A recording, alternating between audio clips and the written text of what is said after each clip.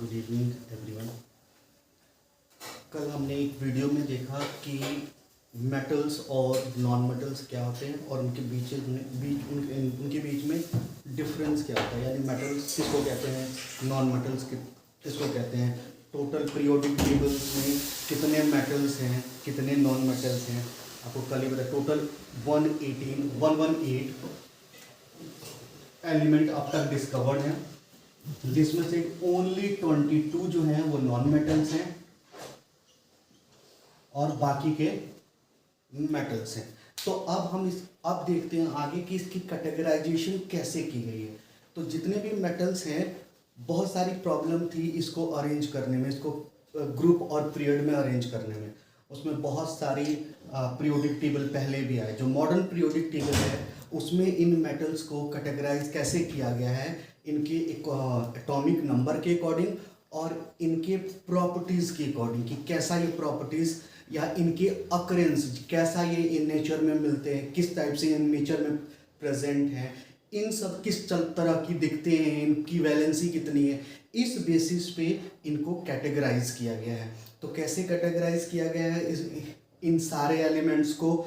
तो एक ग्रुप 1 जो रखते हैं हम, जिसको हम कहते हैं अल्कली मेटल्स, और एक ग्रुप 2, इसको कहते हैं एस ब्लॉक के एलिमेंट्स। तो एस ब्लॉक के जो एलिमेंट्स हैं उसमें आता है अल्कली और अल्कलाइन अर्थ मेटल। तो पहले उसका जो पहला एस ब्लॉक का जो पहला ग्रुप है अल्कली मेटल्स, इसको देखते हैं कि इसमें कौन कौन से एलिमेंट्स हैं और इनकी क्या क्या प्रॉपर्टीज़, कैसे सिमिलर प्रॉपर्टीज़ शो करते हैं। तो चलते हैं, पहले देखते हैं। देखो, alkali metals and its feature. देखते हैं कौन कौन से एल्कली मेटल हैं जो ग्रुप 1 में रखे गए हैं। तो आप देखो, lithium, sodium, potassium, rubidium, cadmium और ये फ्रांसियम। और इनके ये एटॉमिक नंबर्स हैं 3, 11, 19, 37, 55 और 87। अब देखते हैं कि इनमें सिमिलैरिटीज़ क्या क्या है। तो पहली सिमिलैरिटी कि ये सारे मेटल्स हैं, ठीक है। दूसरा इनके एटॉमिक नंबर को हम इलेक्ट्रॉनिक कॉन्फ़िगरेशन में पुट करें, अगर डालें, तो जैसे Li का एटॉमिक नंबर है 3, तो यानी इसका इलेक्ट्रॉनिक कॉन्फ़िगरेशन होगा 2 और 1, यानी इनके वैलेंस इलेक्ट्रॉन सबके 1 है, 1 वैलेंस इलेक्ट्रॉन आएगा।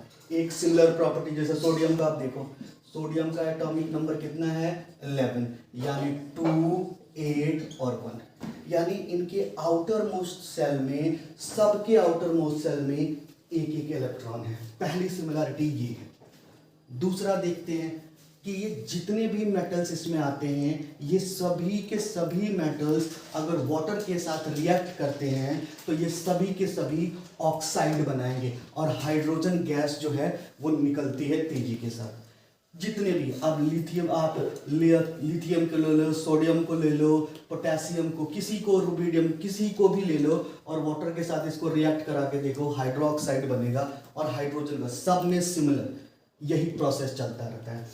और देखते हैं कि इसमें और क्या क्या प्रॉपर्टीज है। तो देखो, ये जितने भी मेटल्स हैं, ये कोई सा भी मेटल्स फ्री स्टेट में नहीं है। जैसे आपको सोडियम Na ऐसे नहीं मिलेगा, पोटेशियम केवल K ऐसे नहीं मिलेगा, ये जब भी मिलेगा फ्री स्टेट में नहीं, ये किसी ना किसी के साथ ऐड होके ही आपको मिलेगा।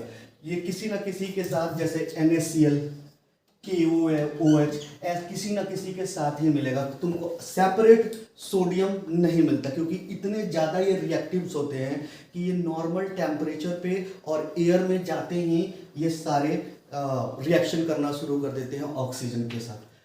ये बहुत ही सॉफ्ट होते हैं, इनका अगर वो देखा जाए तो सॉफ्ट होते हैं, ईजिली इनको कट किया जा सकता है। इन जितने भी ये मेटल्स हैं, ये सारे के सारे मेटल्स हमेशा आयनिक बॉन्ड बनाते हैं और आयनिक बॉन्ड बहुत स्ट्रांग होता है। तो आयनिक बॉन्ड क्या होता है? जिसमें आयंस बनते हैं, जैसे कैटायंस प्लस एनायंस, और ये बनाता है सॉल्ट, ठीक है। तो यानी इसमें जब भी बनता है बॉन्ड, आयनिक ही बॉन्ड बनता है, यानी कैटायंस, एनायंस। ये कैटायंस की प्रॉपर्टी को शो करते हैं। जैसे देखते हैं कोई एक एग्जांपल कि कैसे आयनिक बॉन्ड बनता है। आयनिक बॉन्ड बनता है तब जब इलेक्ट्रॉन का गेन या इलेक्ट्रॉन का लॉस हो। एक लूज करेगा इलेक्ट्रॉन, दूसरा गेन करेगा इलेक्ट्रॉन, तब उनके बीच में जो बॉन्ड बनेगी वो आयनिक बॉन्ड होती है। देखते हैं, देखो जैसे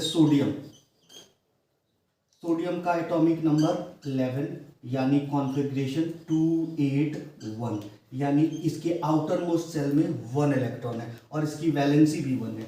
आप देखते हैं क्लोरीन का एटॉमिक नंबर 17, 2, 8 और 7। इसको एक इलेक्ट्रॉन चाहिए स्टेबल होने के लिए और इसके आउटर सेल में एक इलेक्ट्रॉन है, तो हमेशा ये कोशिश करेगा कि एक इलेक्ट्रॉन लूज कर दे और स्टेबल हो जाए। इसीलिए सोडियम और क्लोरीन जैसे ही मिलते हैं एक सॉल्ट बनाते हैं, Na+Cl जब मिलता है ये अपना इलेक्ट्रॉन इसको दे देता है और ये बना लेते हैं NaCl, जिसको हम कहते हैं नमक, सॉल्ट।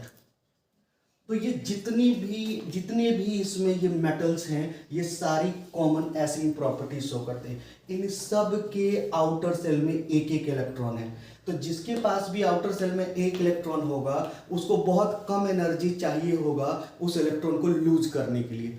तो इसलिए इनकी आयोनाइजेशन एनर्जी बहुत कम होती है, ये इजीली रिएक्ट कर सकते हैं। तो इसकी आयोनाइजेशन एनर्जी क्या होती है? आयनिक बॉन्ड बनाने के लिए, जैसे सोडियम को एक इलेक्ट्रॉन लूज करना था, तो उसके लूज करने के लिए उसके आउटर सेल से एक इलेक्ट्रॉन को निकालने के लिए जो वो सोडियम एनर्जी लगाएगा उसको कहते हैं आयोनाइजेशन एनर्जी। तो इनकी आयोनाइजेशन एनर्जी बहुत कम होती है, इजीली ये लोग एक इलेक्ट्रॉन को निकाल देते हैं। एनर्जी और इनकी प्रॉपर्टीज हम देखते हैं। जब भी ये वाटर के साथ, कोई सा भी वाटर के साथ रिएक्ट करेगा, बनेगा क्या? हाइड्रोक्साइड और हाइड्रोजन गैस निकलेगी।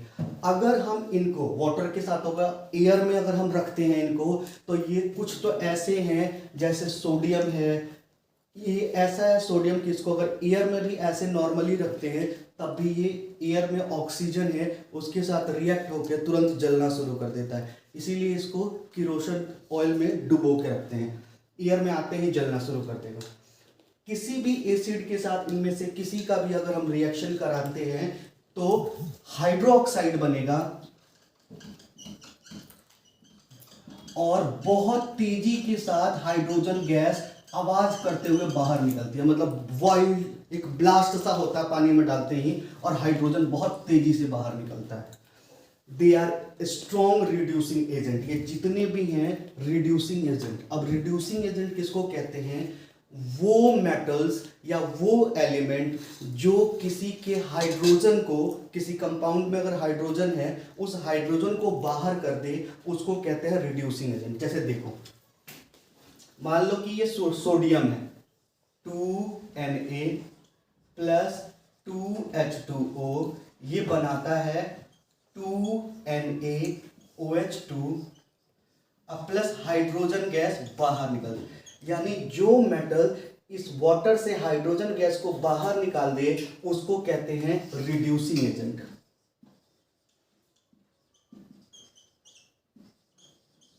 ठीक है, और जो मेटल्स इस वाटर से ऑक्सीजन को निकाल दे, ऑक्सीजन को, उसको कहते हैं ऑक्सीडाइजिंग एजेंट।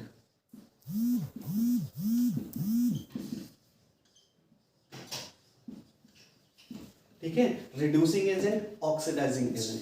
तो यानी ये जितने भी हैं बहुत स्ट्रॉन्ग रिड्यूसिंग एजेंट है, मतलब हाइड्रोजन को ये निकाल देते हैं किसी के साथ रिएक्शन करने से। अब ये अल्कली मेटल्स के फीचर्स हो गए। अब हम इसके बाद देखेंगे अल्कलाइन अर्थ मेटल। अब हम देखते हैं अल्कलाइन अर्थ मेटल्स को। हमने देख लिया अभी अल्कली मेटल्स को या